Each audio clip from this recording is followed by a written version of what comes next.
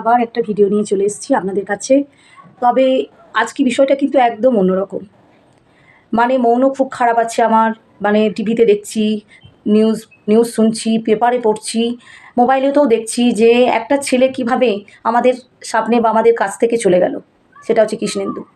তাই প্রত্যেক অভিভাবকদের আমি বলবো, আপনারা সঠিক বিচার করুন, সঠিকভাবে জানুন ছেলেদের মেয়েদের মুখ থেকে, তারপর কিন্তু তাকে শাসন করুন। শাসন করতে কিন্তু কেউ বারণ করেনি আপনাদের, কিন্তু এমন করেও শাসন করবেন না যাতে আপনার কোল খালি হয়ে যায় বা আপনাদের কাছ থেকে সন্তান হারিয়ে যায়। আজ তো কৃষ্ণেন্দু বলে গেছে যে আমি কিন্তু কুরকুরে চুরি করিনি, কিন্তু কেউ তার কথা বিশ্বাস করলো না। তাই আজকে এত কম বয়সে একটা ফুল কিন্তু ঝরে পড়ল। তাই এমন যেন আর কোনোদিনও বা এই সমাজে না হয় এই ধরনের ঘটনা, তার জন্য এই ভিডিও আপনাদের কাছে। গেল তো কৃষ্ণেন্দুর মায়ের, কার কি বয়ে গেল বলুন? একটা ফুটফুটে ছেলে কিন্তু চলে গেল তার কোল থেকে। কে দায়ী, কে দায়ী, কে দায় নেবে না সেটা কোনো কথা না, সেটা হয়তো তার বিচারে সে দেখা যাবে। কিন্তু যার কোল খালি হয়ে গেল সে হাহাকার করে বেড়াচ্ছে আজকে ছেলের জন্য। সেই ছেলেকে ফিরে কিন্তু আর কোনো দিনই সে পাবে না।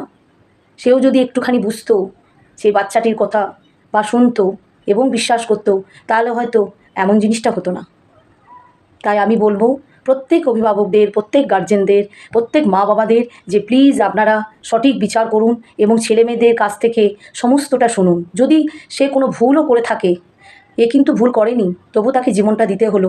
যদি কেউ ভুল করে থাকে তাহলেও কিন্তু তার সাথে কথা বলুন, আলাদা করে তার সাথে কথা বলুন। বিশেষ করে মা, দেখবেন না আস্তে আস্তে সে ঠিকই তার ভুল স্বীকার করে নিতে পারে, বা সে ভুল না করলেও আপনাকে শেয়ার করবে যে না আমি ভুল করিনি।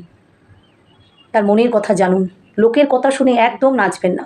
লোকে তো চাইবেই, আজকে লোকের কি বয়ে গেল কৃষ্ণেন্দুর কাছ থেকে, আজ কৃষ্ণেন্দুর মায়ের কাছ থেকে কৃষ্ণেন্দু চলে গেল ফুটফুটে ছেলেটা। তাই প্লিজ আপনারা সঠিক বিচার করে, সঠিক বিবেচনা করে, সত্যটা সবটা জেনেই তারপর আপনারা সিদ্ধান্ত নিন। আজকে এইটুকুই, টাটা, সকলেই ভালো থাকুন, নমস্কার।